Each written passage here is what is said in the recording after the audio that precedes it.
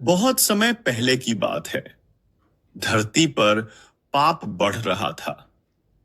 राक्षस अत्याचार कर रहे थे और देवता भी असहाय हो गए थे।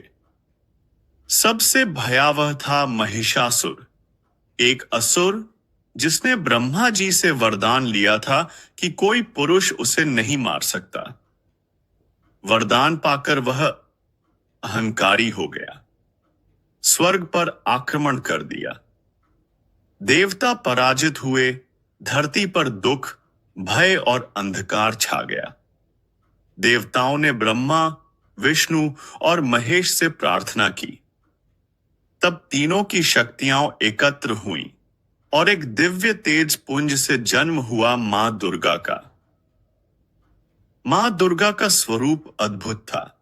10 भुजाओं में 10 शस्त्र, सिंह पर सवारी, तेजस्वी रूप, लेकिन मुख पर ममता और करुणा का भाव। देवताओं ने उन्हें अपने अपने आयुध दिए।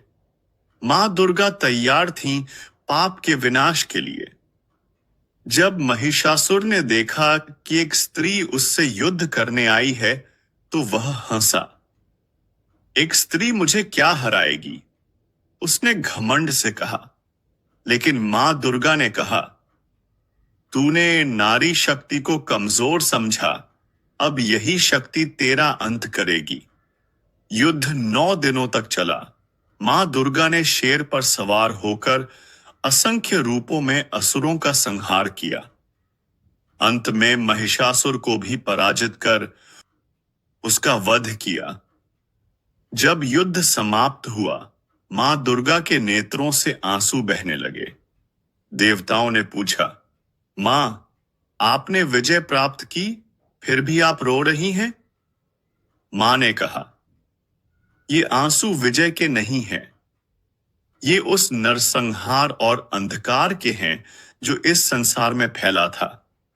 मैं नारी हूं, सृजन मेरी प्रकृति है, संहार नहीं। लेकिन जब अधर्म बढ़ता है, तब मुझे रौद्र रूप लेना पड़ता है। सारी सृष्टि मौन हो गई। हर प्राणी मां के इस करुण और शक्तिशाली रूप को देखकर विनम्र हो गया।